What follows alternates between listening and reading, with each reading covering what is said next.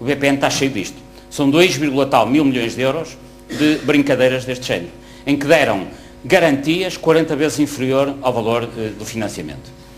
E isto para além de muitas situações em que o BPN chegava ao ponto de financiar o mesmo bem várias vezes, com documentos falsificados, etc, etc. Isto está lá, portanto, se eu tenho conhecimento disto, como devem imaginar, o governo português também tem, alguma da justiça também tem, ainda por cima o governo português tem, porque, como sabem também, apesar de mudarem os governos, há muita gente nas finanças que são sempre as mesmas pessoas. Vão por lá ficando. Aliás, a atual secretária de Estado do Tesouro trabalhava no governo socialista. Ficam a saber isso, caso não soubessem. A doutora Maria Luísa Albuquerque trabalhava com o secretário de Estado socialista e, curiosamente, quando chegou agora ao governo, quem é que ela levou para chefe de gabinete? A mulher desse secretário de Estado com quem ela trabalhava. E, portanto, naturalmente, há ali uma série de pessoas nas finanças que vão conhecer bem esses dossiês. Têm uma vantagem, conhecem bem os dossiês. Têm uma desvantagem, é que não querem falar deles. Esse é que é o grande problema. Escandam entre as empresas privadas, nomeadamente a banca privada. O Banco de Portugal, as entidades reguladoras, o Governo e o Parlamento são os mesmos. Nós vimos mesmo nesta peça Franklin Alves no Instituto do IGCP, que depois esteve no BPN, aliás antes, e depois esteve no Governo. E, portanto, são sempre estes atores. A própria Ministra atual, Maria Luísa Albuquerque, antes, no tempo do Consulado Socialista, ela própria foi adjunta do Governo Socialista.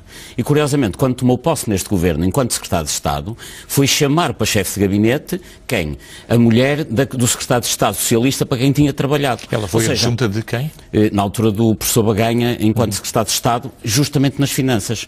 Ou seja, todos estes atores passam do Banco de Portugal. E atualmente chamou a mulher do professor Baganha para chefe de gabinete, exatamente. Ou seja, isto é uma relação de promiscuidade absoluta em que todos eles são simultaneamente jogadores e árbitros. Ora fazem de jogadores, ora fazem de árbitros, ora estão nas empresas privadas a fazer grandes negócios e com lucros chorudos com o governo português, ora estão no governo português a preparar negócios chorudos para as empresas privadas onde tinham trabalhado, onde virão mais tarde a trabalhar. E ainda por cima, e aqui estamos a falar da área financeira, uma área financeira que deveria ser supervisionada toda ela por um Banco de Portugal, que tem, como sabemos, um governador em Conselho de Administração, mas tem a tutelar a atividade de todo o Banco de Portugal um Conselho Geral. E quem é que tem assento nesse Conselho Geral? Justamente os atores da banca privada. Estão no Conselho Geral do Banco de Portugal pessoas como Almerino Marques, que está ligado ao Grupo Espírito Santo, como António de Sousa, que até há bem pouco tempo era presidente da Associação Portuguesa de Bancos, portanto representava a banca privada, ou seja, entidade que supervisiona a atividade bancária em Portugal, por sua vez é ela própria controlada pela banca privada. Quando o próprio Parlamento é ele fonte de corrupção, como é que pode ao mesmo tempo combater a corrupção?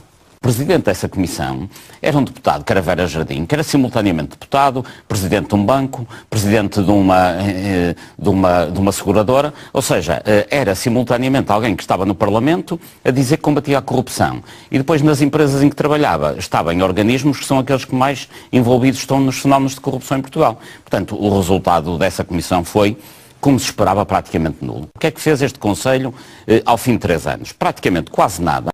E o pouco que fez foi pedir à administração, aos diversos organismos da administração pública em Portugal, por esse país todo, que fizessem um plano de prevenção de corrupção para o seu próprio serviço. Ou seja, foi pedir às pessoas que beneficiam da corrupção que fizessem um plano para prevenir a corrupção de que elas são beneficiárias. Era mais ou menos como pedir a um bando de ladrões para fazer o sistema de segurança de um prédio que eles costumam assaltar. Portanto, o resultado, obviamente, não só é nulo, como é contraproducente.